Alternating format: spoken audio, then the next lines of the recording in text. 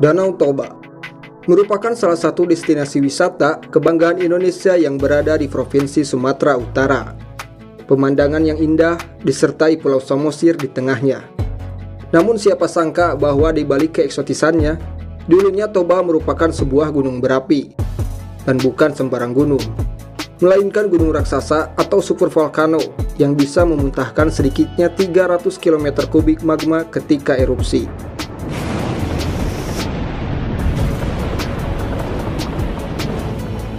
Selamat datang di Ini Radio. Silahkan klik tombol subscribe dan ini dia beberapa fakta Gunung Toba versi Ini Radio. Let's go. Penelitian terbaru mengatakan Gunung Purba Super ini telah mengalami 4 kali letusan sejak 1,2 juta hingga sekitar 74.000 tahun yang lalu. Perlu dicatat, letusan gunung berapi diklasifikasikan menggunakan Volcanic Explosivity Index atau biasa disingkat VEI. Ini adalah skala logaritmik yang berarti bahwa peningkatan satu nilai VEI setara dengan peningkatan 10 kali lipat volume material yang meletus. Letusan VEI 7 dan VEI 8 adalah yang paling kuat, sehingga sering membentuk kaldera melingkar daripada kerucut karena penarikan magma ke bawah, menyebabkan massa batuan di atasnya runtuh ke ruang magma yang kosong di bawahnya. Dan letusan terakhir Toba ini memiliki kekuatan 8 VEI. Itu sekaligus menjadi letusan gunung terbesar dalam catatan sejarah umat manusia. Meski tidak diketahui secara persis ukuran gunung tersebut, namun rangkaian letusannya menciptakan sebuah kaldera yang sangat besar, yang sekarang kita kenal dengan nama Danau Toba. Dengan luas lebih dari 1000 km persegi dan menjadi danau tektovulkanik terbesar di dunia saat ini.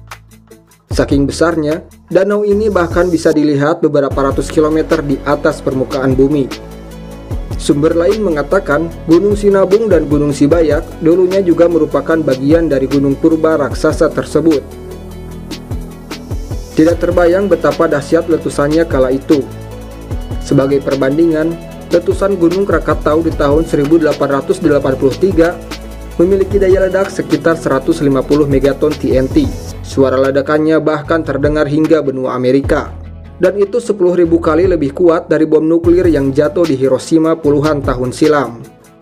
Namun ternyata, besarnya letusan Gunung Krakatau itu hanyalah sedawa kecil bagi letusan Gunung Toba di 74.000 tahun yang lalu. Setidaknya 2.800 km kubik material vulkanik dimuntahkan saat itu.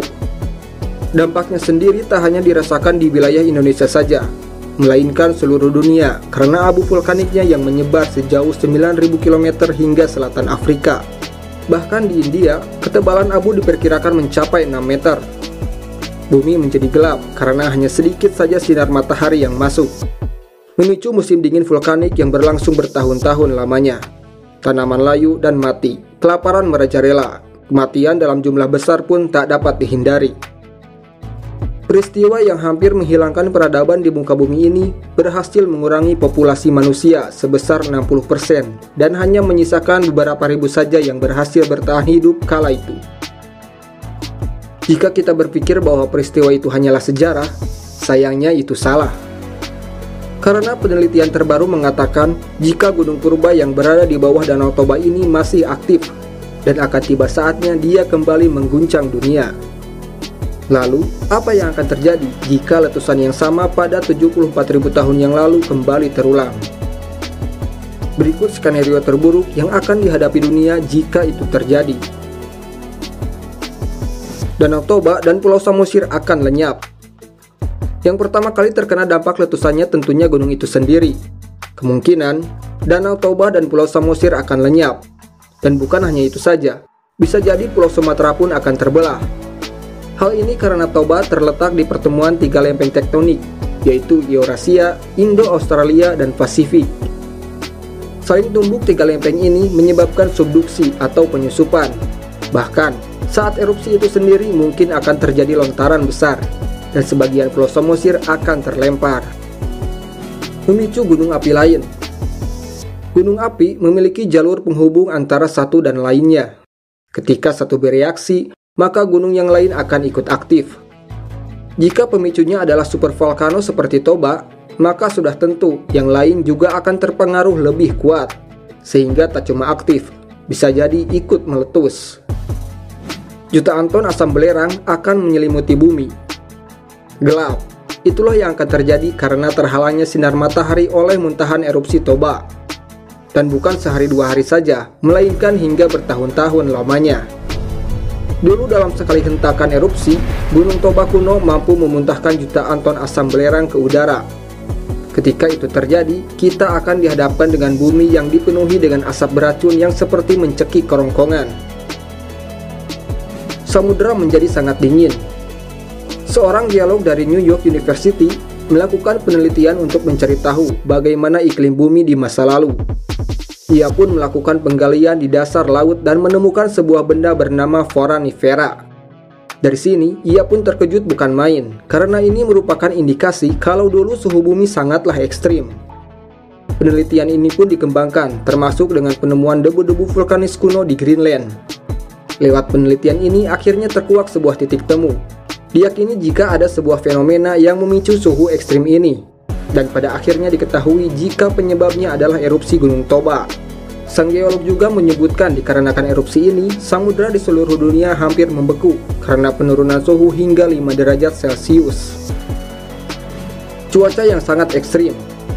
Jika samudera saja bisa sedingin itu, maka udara pun diperkirakan tak jauh berbeda. Cuaca seperti ini juga akan bertahan tak hanya 1 atau 2 bulan saja, tapi puluhan tahun lamanya. Saat itu, dunia mungkin akan memasuki zaman es, namun dengan versi yang lebih mematikan. Kehidupan akan mati.